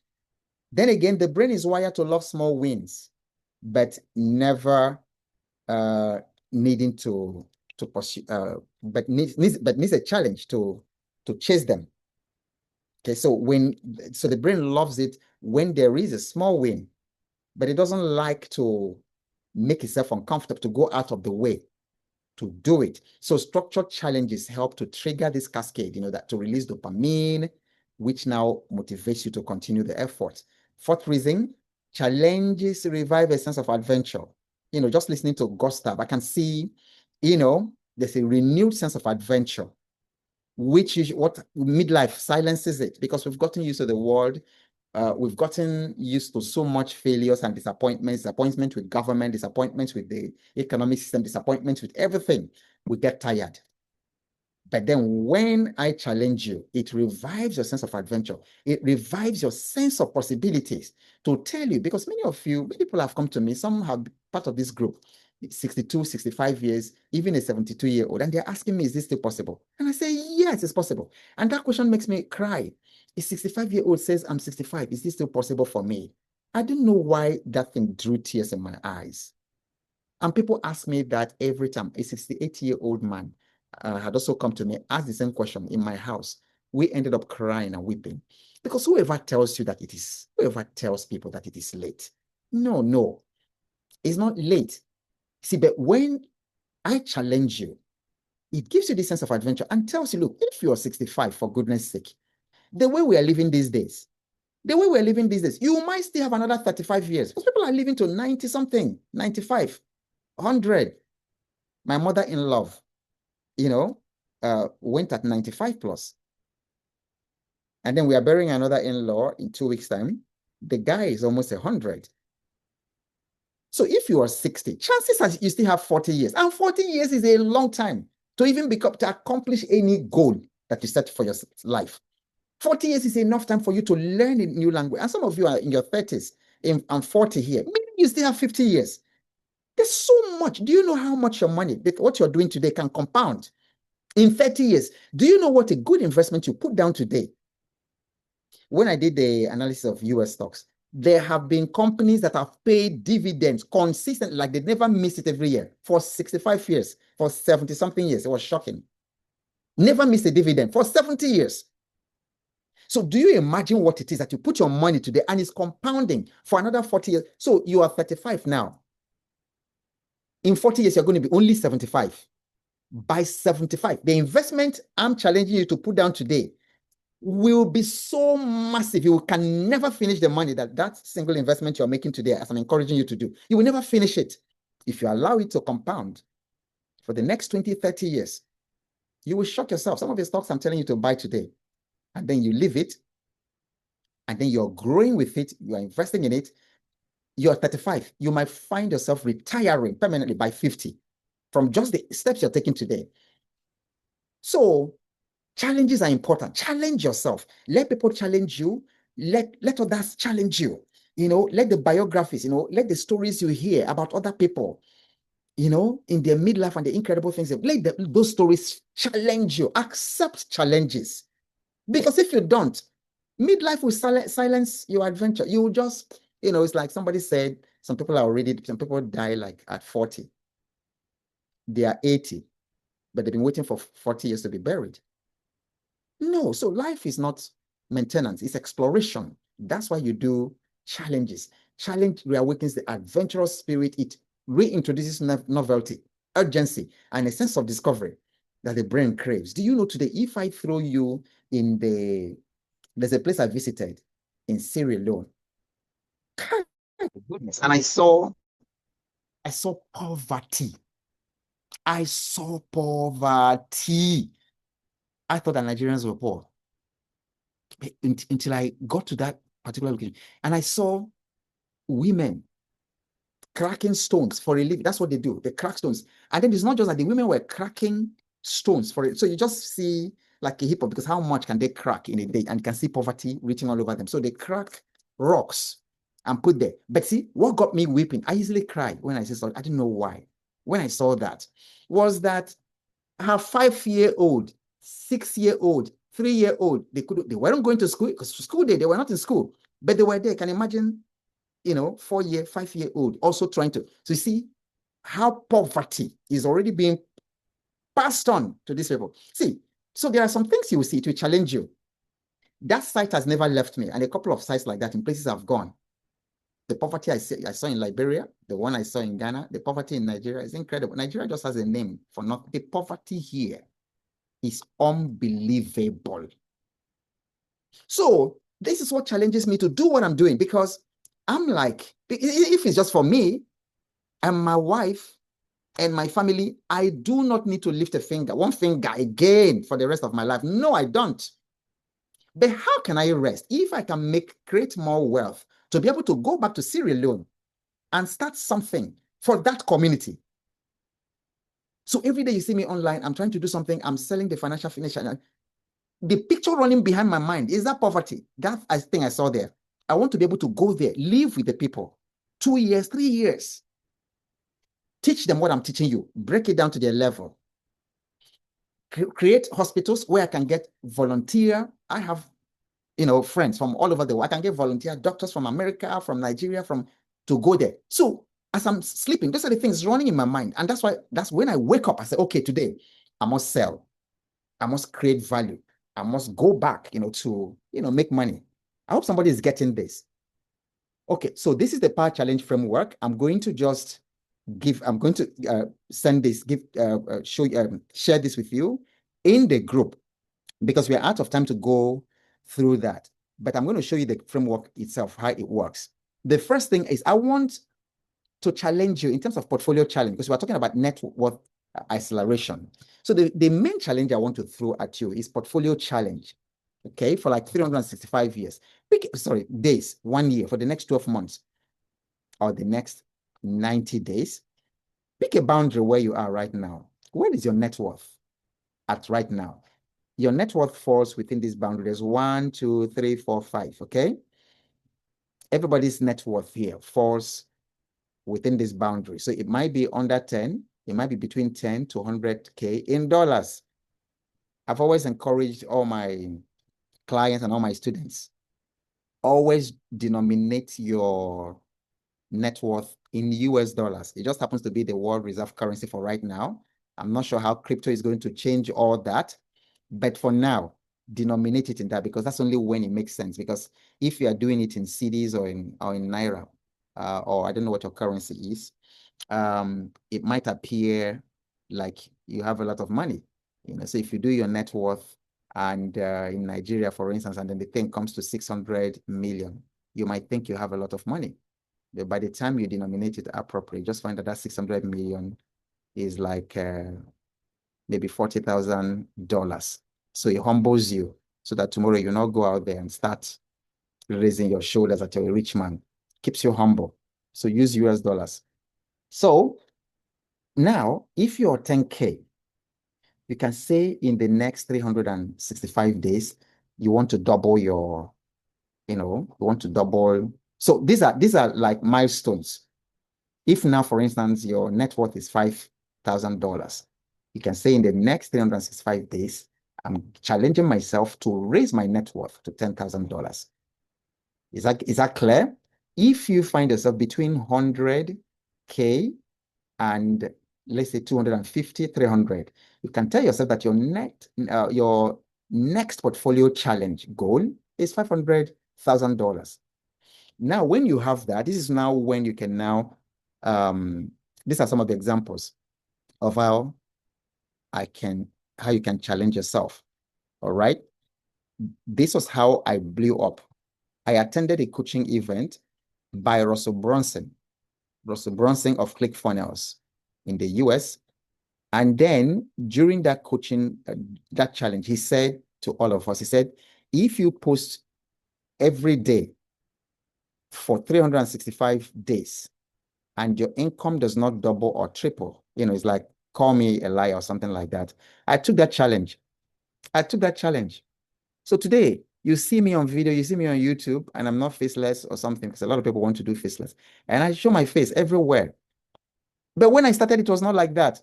Today, I can afford to pick up a phone, go to my camera and record. No script, nothing. But it wasn't like that when I started. Oh, I remember I would do a video. Oh, it's not good. I will do a second take, third take. Sometimes I will do 7 takes or 8 takes of 2-minute video or 3-minute video before I barely, and then I go back to some of those old videos. Very, very funny looking at them. So, but it's a process. It was actually inspired by Russell Brunson, and I did. And I tell you, ladies and gentlemen, my income actually doubled in 1 year of posting content every day. So these are the sort of examples of things you can, do. You can say, all right, your challenge is 10K portfolio build-up. And you say, all right, I am going to invest until my portfolio passes the $10K mark in 12 months. So this is the sort of thing I want you to, this is the sort of challenge I want to launch you into. Yeah, Gustav, I see your hand, I'm coming. Now, I can tell myself, I want to buy 120,000 shares of Jitco and 120,000 of Presco in 365 days. This is the kind of portfolio challenge I want you to take on. Take on a challenge, because until you do, you don't move. And then you need to take a challenge that scares the hell out of you. Don't just take, because it's not going to be a challenge. If it's something you've already been doing, if it's something you've been doing, you're earning $40,000 a year. And then you're telling yourself, next year, I want to earn $42,000. That's not a challenge. You're joking. That's not a challenge. It's a challenge when you say, I'm earning $40,000 a year. Next year, I want to increase my income, side hustles, whatever, investing to 80,000. It becomes a challenge. But from 40 to 42 or 45,000, you can't call that a challenge. Okay. So this is how you can say, you can create your 90-day plan. I think you already have this in your, I think you already have it in the platform, but if you don't, I will send this to you. But I would like us to actually go straight into how this works. You see, 90-day plans are mysterious for many, many reasons. Mysterious number. Because first of all, the psychologists, tell us by research that multiple research over the years that human motivation runs in 6 to 12-week cycles before fatigue and boredom set in. It's incredible. Then, so our brains always crave closure. This is why you want to, by every means, destroy the habit of, there's a syndrome, something we call, you're always leaving a trail of abandoned projects behind you. You start something, you never finish it. It's terrible for your brain. Start something, finish it, even if it fails, because the brain doesn't care whether it failed or succeeded. What it cares is that there's closure. Because once there's closure, it tells the brain, I can take it up again. But if you start something you don't finish, you start writing a book, you halfway, you abandon it, and then you start, palm kernel business, halfway you abandon it and then start, the brain hates that. So a defined 90-day window creates a mental container, a framework for focus. Now, the other mysterious thing is that nature itself runs roughly in 90 days. Spring, summer, autumn, winter, each of them, 90 days. So even the planet, nature itself teaches us that transformation happens in quarters. What's even more mysterious is that the global financial world runs on 90-day quarters. From Wall Street to boardrooms and all that, strategies are reviewed every 3 months. And company results are published every 3 months. And to make that even more mysterious, in strategic warfare, we know from history that the Roman legions, all the way to Napoleon's armies, they ran 90-day campaigns. So there's something about 90 days. So you can actually transform your worth, your net worth in 90 days. How do you do that? Please follow the 90-day plan. I'm going to send you this, but let me see. The first section of the plan asks you why you want to, that is dealing with the purpose, all these sections: purpose, priorities, plan, practice, payoff, so 5 P's to help you. In fact, these are the questions you want to work on. The purpose. So when you're drafting your 90-day plan, the first thing is, what's the purpose? Why are you doing this? Because you need a very strong conviction and motivation. For instance, that I've never forgotten that image of that woman and then her 3 children cracking stones under a hot sun for a living. And then I asked my host how much they made out of that thing. So for that whole day of cracking that thing, they do not make up to 50 cents, 70 cents. That's terrible. So for me, I can say I'm doing this because of, that. Priorities, what 3 outcomes must be true in 90 days? You've got to be very, very clear to help you focus. Then plan says, what's the path to achieving these outcomes? You've got to break it down to weekly and then possibly daily, and it should be visibly practical. Practices, what are the rituals that will keep you consistent? Then payoff, what rewards await you internally and externally? For those of you who read scripture, say that Jesus, for the joy that was set before him, endured the cross, despising his shame. That guy was crucified naked. We just put drawings on, he was stark naked. And he endured that humiliation and that shame because of what was said before him. So this journey is always very good, that you have something that is rewarding, that is worthy of celebration, that you are crafting your 90-day plan on. Okay, so basically, that's the framework. And all these ones are just like sheets to help you describe in detail what I have just described with you, the 3 or the 5 things to do. So I'm going to send this. It should be in the course platform, but if it's not already there, I will put this in the group for you to use to create your 90-day plan. What's the purpose? What are the outcomes you want to see in the next 90 days? So it can be something as simple as you want to invest $1,000. You want to invest the next 90 days. You want to invest, $500 every month, or whatever the amount of money you have. You want to invest $100 consistently for the next 90 days. So you want to grow your portfolio by an additional $5,000. Make it challenging. And then it's going to ask you, what are you going to do? How are you going to, what process are you going to use? What's the plan to do it and things? And then you follow it. If you follow it, you will shock yourself in 90 days. Okay. So this is how you challenge yourself to move forward. Because I warn you again that if you don't challenge yourself, you are going nowhere. If you don't challenge yourself, especially in midlife, where many of us have found that if you don't challenge yourself, things will be status quo. But challenge is what forces you to come out of status quo. And the moment you break out of your current fear barrier, you will amaze yourself and then take advantage of the relationships you have in your group. Get to know yourselves better. Introduce yourself more.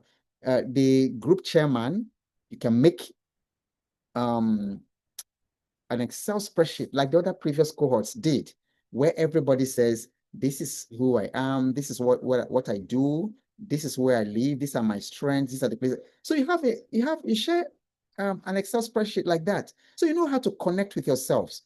And then many of you are not active in that group. You are not contributing. You are not doing anything. So we don't even know whether you're learning, or if you're learning and hoarding it and not sharing with other people. Just a few of you come to share your plans and your insights to motivate other people. That's what all of you should do. So please be very serious about your wealth journey. It's not a casual thing at all. Wealth is not very casual. So be very, very deliberate about it. And I think we've overshot our time, but I hope you didn't mind. And if you're up to it, we still can take a couple of questions and comments before you let me know what your aha moments, as usual, are in the Telegram group. All right, Gustav, is your hand freshly raised up, or you forgot to lower it? Yes, coach. I have, can you hear me? Yes. Okay, coach. Good. I have a quick question for you. You Mm-hmm. were talking about your experience from the Russell Brunson coaching session and Right. how it led you into daily videos and daily posting. I Yes. remember the first time I watched that in one of your videos about 6 months ago or something. It intrigued me because I became serious on YouTube about 2 years ago. I've been able to put together about 1900 subscribers, about 250 videos.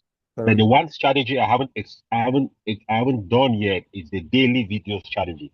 And so when I watched that video you said, I said, okay, the day I have a chance to talk to him one on one, I'll really ask him to help me give me a breakdown of Okay. how that strategy works Mm. because I want to implement it. I have a plan to start implementing it on the first of November. Sorry, for 365 days non-stop. Because I remember you took a break about a month ago, and that was after about Right. 365 days of Yeah. posting. You took a vacation for the first time. I Right. want to replicate exactly what you did. What is it? Absolutely. Yeah. Okay. Um, it's actually very, it's actually very easy. So one thing is to have your core message. If you look at those videos, they have some core messages. And then over time, like early this year, it actually evolved a little bit because when I started, I was focusing on two things. One, financial literacy, and then Mhm. secondly was relationship, marriage, because I saw that um, if people can keep a relationship, if people can marry happily, wealth is actually very easy and success becomes easy. And again, I agree with you. a happy home also creates a very nourishing environment, for children to grow up balanced members of the society. So I thought that it was important to fill that gap. And, again, talking about the Ezra principle, these are things, all these three subjects, I'll mention the third one, were things that I've studied, I've lived, I've practiced. This year we'll be married, my wife and I, for 30 years.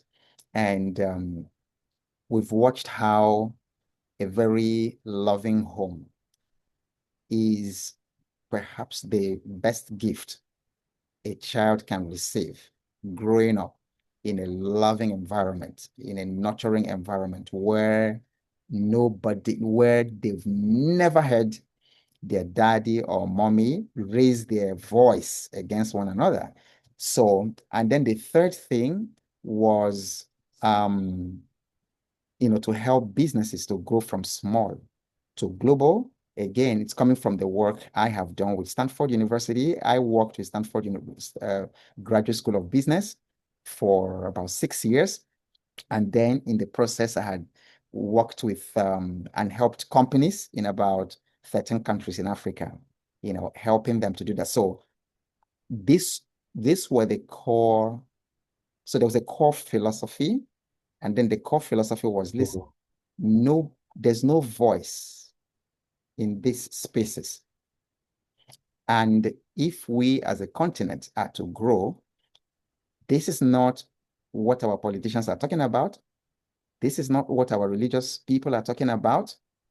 And if that gap is not filled, Africa will literally not fulfill its potential. So I had to build that sort of conviction. That was the philosophical basis. And I said, okay, these are the three things. Once you have a very strong raison d'etre and you have very strong conviction, the messages will come very, very easily. And then once you start, and then people start asking questions and interacting, from their questions, you actually get more content because, these are questions that people are asking. And then once you're talking about money, about financial literacy, about money, you're talking about business, you're talking about relationship, business, marriage, you will never lack content. I can literally, if I have the structure right now, I can produce like 10 videos every single day. It comes from understanding the problem, uh, creating a mission that is strong enough, um, you know, identifying a particular problem that you want to destroy in the society, you want to attack in the society, where you want to create value, and then go for it. You will never lack. And again, committing yourself, committing yourself by telling people that you're going to be showing up 8 p.m. every day. It was insane. But because I had told people I was going to do it, I did it, for a year.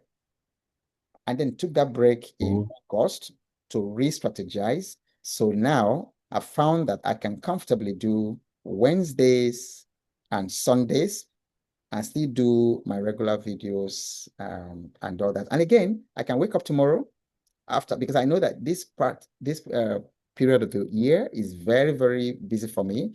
This is when a lot of my corporate clients want me to lead their board retreats, want me to do sales training for them, want me to lead their company retreat. So, and it's usually very intense. Like I have 3 clients I'm, working with right now. So I won't be able to do that. But after that, who knows? I can say, okay, January, I can do it again because the mission is still there. The material is still there. The need is still there. So it's more of your internal convictions and mission than it is about that. Yeah, once there's a very, very strong why driving it, we won't have any issues, showing up every day to do that. Okay. What about ideation for topics? Aviation? How did you manage ideation? Ideation. Oh, ideation. Yeah. Yeah. You've got to look at it, from the big problem, angle, because something has to No, I mean, did you have a system to generate a system for the topics? Yeah. Did you have a system, or you were just randomly, whatever you got inspired, you talked about? No, it wasn't random, because I've told you these are the 3 things. So I just X-ray, so like all the things I've been talking about money. So sometimes it's in conversations. Like I have that's a system actually. I have ideation books. So there's one right here. Oh, okay. So I have ideation journals I carry around. Then the other thing that has helped me again is that I was on television, live television for 5 years, between 2009 and 2014. And being on live television, I saw some of the episodes. It involved a lot of researching, a lot of reading, a lot of meetings. So, so I have maybe an unfair advantage when it comes to ideas. I have more ideas than I can manage because all those episodes are still there. So if I come to patterns, if I come to, if I come to talk about, Africa and their, superstitions and that. So I have lots of materials, ideation books, ideation journals like this. I have lots of them. So sometimes listening to the people, because it should always be people focused. How do I deliver the best value? Even this one that financial fitness is always, how do I deliver? How do I make this thing so easy that anybody who is part of this can easily implement it? And I continue to, refine it every day. Then again, I don't always wait for it to be perfect. I don't wait for it to be perfect. I just put it out there. Sometimes the things I wasn't very comfortable putting out there, like my best performing video on the internet, somebody was saying the other day, it's like 300,000 views. So I don't even know how many, because I don't check. I almost didn't publish it. So I've learned, a long time to just let it go. And then the more you produce, the more you get a chance to see what works and then what doesn't work. Okay, so I hope that helps. I think I'll have to book a one-on-one network on this thing. Thank you, Coach. Not a problem. Thank you. I'll have to do that. Not a problem. I'll book some time so we can work on it. I appreciate you. Not a problem. Okay, so ladies and gentlemen, so our usual ritual, and then we'll be gone. Please go to your Telegram groups, everybody, right now. I know some people are from earlier cohorts here, but whatever cohort you are, please go to your Telegram group. That's the last bit of it. And then those of you who are watching on YouTube, who are still there, go ahead and tell me, what was your aha moment? What was your aha moment today? Capture it. Log on to the Telegram group right now.